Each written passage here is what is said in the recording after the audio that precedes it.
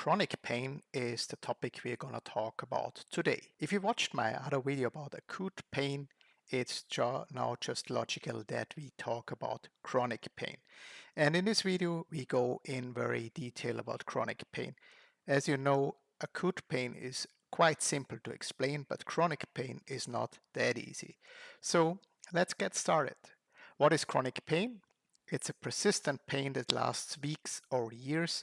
As we have seen in the acute pain example, it's defined as pain that is actually lasting longer than 3 or 6 months. Some doctors define it in this way, some specialists define it in that way. So we can say that if your pain is actually staying longer than 6 months, it is chronic pain. It's not acute pain anymore. And of course, you have to make sure that there is no structural damage. But in a lot of cases, we see clients coming to us and telling us actually that there is no structural issue found, but they still have pain and they're very disappointed that the doctor tell them the pain is not real. But there's nothing like real or not real pain. If you feel pain, the pain is real. So the pain areas, oftentimes it's the back. Back pain is a very common chronic pain issue. The joints, like arthritis could be, bones, neck. So there's a lot of pain that is often becoming chronic. These factors are actually also very much related in most of the cases with your emotions. So a lot of times if you feel depressed or if you feel fearful, if you have anxiety, a lot of times you are very likely to become a headache, and then unfortunately sometimes for some of the people it starts this kind of loop. So to help you to understand the connection between the pain and the brain, we will just look at some case studies or at some stories that you can go ahead and imagine. So in this case, it's already late afternoon and you have an important presentation to give tomorrow, and your boss and your colleagues will be there, but you don't really want to do it and you're really stressed out and you're missing out some statistics. So you really feel under pressure and suddenly your migraine kicks in again. In this connection, if you see it from outside, maybe it seems logical to you that this migraine could also have a purpose, right? Later on in some other videos, we will talk about the purpose of the pain and what the purpose could be. But in this case, if you are stressed, if you feel anxiety, a lot of times we see that clients having increased anxiety levels. A lot of times when people come and have increased anxiety levels and they don't feel safe, they have much more pain, or the pain starts at this point. So the facts about chronic pain, as we have been talking about briefly, the pain is 100% in your brain. Of course, you may feel the pain in your neck, in your head, or wherever you feel the pain, but this is just a sensation traveling up to your brain, and the brain areas will actually look at the pain. If you want to know more about it, I would recommend to go to the video about acute pain, where I explain how actually that works, how the pain or how the sensation is traveling to your brain and how the brain is trying to figure out if there should be pain or not. Also, if your doctor tells you that they can't find any structural issue and you feel pain, your pain is of course real, because there's nothing like not real pain. Another example situation, meet Karen. She's a successful entrepreneur and she signed up to speak in front of a lot of people. And she's very anxious about that because she had a situation in the past where she had to speak in front of the class and that didn't go too well. So she's very anxious now to do that. And she wants to do it somehow, but her body wants to protect her. In this example, feels a sharp pain in her neck. And this is a very close connection between your state of mind, your emotions, and your pain. It's very good to know this. It's very important to know this. Our emotions can affect actually our pain. And if you feel chronic pain as well, I'm sure you can think about a time where you didn't have any pain, and then you can think about very stressful situations at work or in family, situations where you suddenly felt much more pain.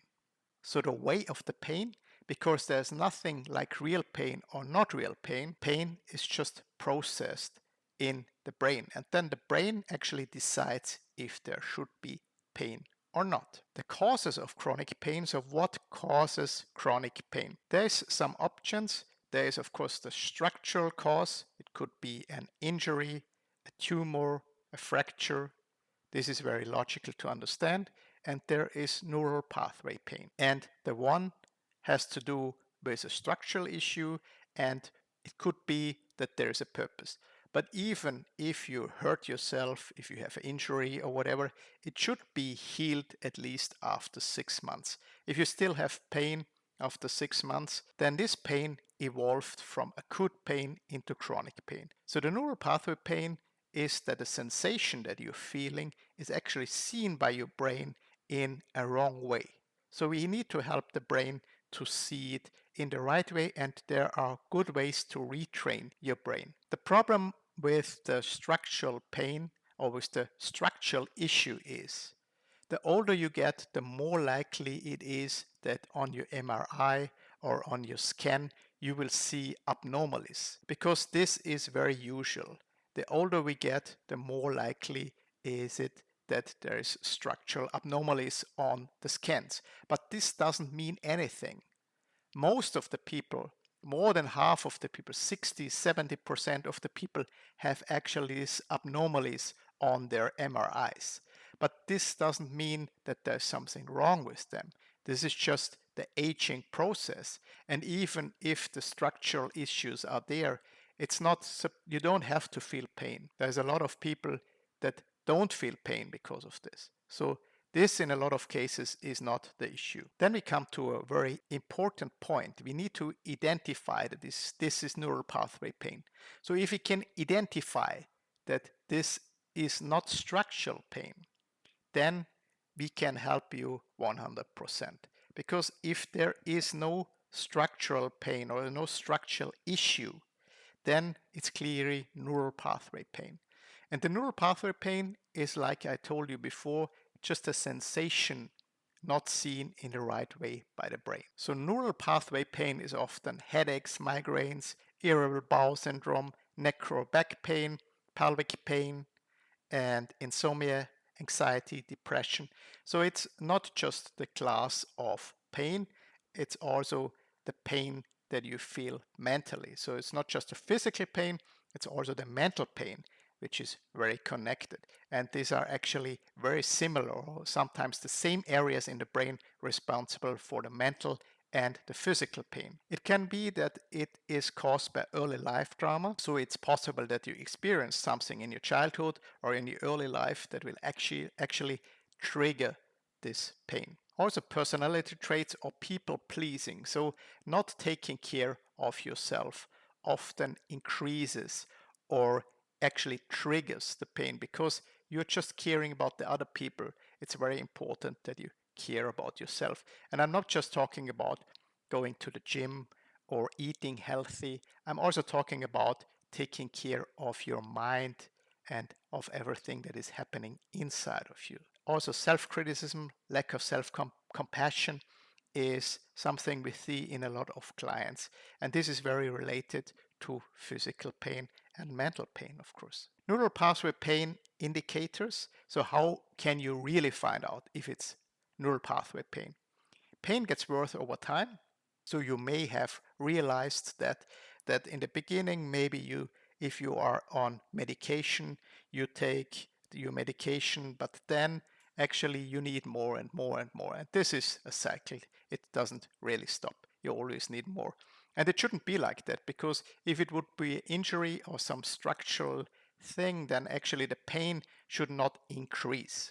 The pain spreads to new regions of the body, especially with arthritis or other things. This is quite common that you feel it. Today you feel it in the fingers, then you feel it in your elbow, then you feel it in your knees, and it's spreading around. Also with the headache, it can be different parts of your brain or of your head and just shifting around. So the shifting of regions, we talked about that already. And the most important thing or the most clear sign that you have neural pathway pain is if the pain turns on and off. So we have a lot of people who go on holidays and suddenly they don't feel pain because they are in a very different environment, they are not stressed, and they feel different. So they don't have the pain. Or even there are people that have pain for some days and don't have it for other days. We even have seen people that have just pain during the week and not on the weekend. It's really interesting. But if you have this kind of patterns, then it's very clear that this is neural pathway pain and that we can train your brain to actually see these sensations in the right way. And like this, your brain will understand and the pain will go away. The pain increases with stress. This is also something we talked about. If you're stressed and your pain increases, it's also very likely that this is neural pathway pain. Multiple symptoms, this is also a sign. So you have something, you have a headache, then your shoulders hurt or your back hurts. This is very unlikely related to structure. It could be that you have been in a car accident or something like that, but otherwise this would be very, very unusual that the pain is actually moving in the different sections of your body. In the next video, we're going to talk about the pain and the purpose, and especially for chronic pain, there is very different purposes than for acute pain, because the acute pain, the purpose of acute pain is to protect our body. But the purpose of chronic pain is very interesting as well. So I just want to end this video at this point. And if you're interested in the pain and the purpose, please watch the next video. Don't forget to subscribe to our channel and like the video. If you need more information, head over to PainRelief.foundation. There's a link in the description and you can ask or join one of our programs. Thank you. See you. Take care. Bye bye. All the best.